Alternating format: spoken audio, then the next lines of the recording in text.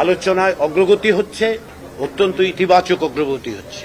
জুলাই মাসের মধ্যে আমরা জাতীয় সনদে পৌঁছতে পারব। জাতীয় সংসদে নারী প্রতিনিধিত্বের বিষয়, এই ক্ষেত্রে দীর্ঘ সময় ধরে আলোচনা হয়েছে।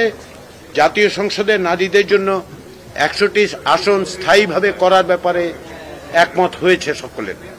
এর পদ্ধতি এবং প্রক্রিয়া নিয়ে আমরা আলোচনা করছি, এই আলোচনা অব্যাহত থাকবে। আমরা আগামী সপ্তাহে আশা করছি রাজনৈতিক দলগুলো এই বিষয়ে এখানকার আলোচনার পরিপ্রেক্ষিতে তাদের অবস্থানের পরিবর্তনের প্রয়োজন হলে দলের সাথে আলোচনা করে আমরা এ বিষয়ে কথা বলবো। বিভিন্ন রকম প্রস্তাব আছে, এই প্রস্তাবগুলো কিছু সংবিধান সংস্কার কমিশনের পক্ষ থেকে, নির্বাচন ব্যবস্থা সংস্কার কমিশনের পক্ষ থেকে বাইরেও আমরা যখন রাজনৈতিক দলগুলোর সাথে আলোচনা করেছি সেই সময় কিছু কিছু প্রস্তাব এসছে, সেগুলো নিয়ে আমরা কথাবার্তা বলেছি। আমরা আশা করছি আগামী সপ্তাহে এ বিষয়ে একমত হওয়া যাবে। এর বাইরে যেটা আলোচিত হয়েছে, যে বিষয়ে আমরা বলতে পারি, সেটা হচ্ছে যে প্রধান বিচারপতি নিয়োগের ক্ষেত্রে জেনেক্সে শিফট করো, লাইফকে লিফট করো। প্রধান বিচারপতি নিয়োগের ক্ষেত্রে, অর্থাৎ যেটা সংবিধানের 95(1) অনুচ্ছেদে আছে এবং তার পাশাপাশি সংবিধানের 48(3) অনুচ্ছেদে আছে, সেগুলো সংশোধনের ব্যাপারে এক ধরনের ঐক্যমত হয়েছে। কিন্তু যেটা হয়েছে সেটা হচ্ছে যে দুটি দল ছাড়া এখন পর্যন্ত এ বিষয়ে অধিকাংশ দল এক জায়গায় এসছেন, কিন্তু আমরা এই বিষয়টিও আগামী সপ্তাহে পুনর্বার আলোচনা করব যাতে করে আমরা এক জায়গায় আসতে পারি।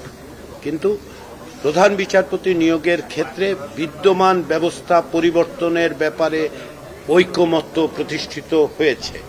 এর দ্বিকক্ষ বিশিষ্ট পার্লামেন্টের বিষয়ে দুটো বিষয়ে ঐকমত্য হয়েছে বলবো, কিন্তু তার সঙ্গে একটু এটাও বলতে হবে যে দ্বিকক্ষ বিশিষ্ট পার্লামেন্টের ব্যাপারে নীতিগতভাবে কিছু কিছু দল আপত্তি জানিয়েছেন, কিন্তু এটা কম বেশি সকলেই স্বীকার করেছেন যে এই বিষয়ে পুনর্বিবেচনা করা দরকার। ফলে আমরা দ্বিকক্ষ বিশিষ্ট পার্লামেন্টের ক্ষেত্রে যে বিষয়ে যারাই একমত হয়েছেন তাদের অধিকাংশের ক্ষেত্রে যেটা হয়েছে, এটা 100 আসনের একটি দ্বিকক্ষ বিশিষ্ট পার্লামেন্ট তৈরি করা, উচ্চকক্ষ তৈরি করার বিষয়। কিন্তু আলোচনা শেষ হয়নি, আলোচনা অব্যাহত আছে, বিশেষ করে প্রক্রিয়া পদ্ধতি কিভাবে নির্বাচিত হবে এবং কি কি দায়িত্ব।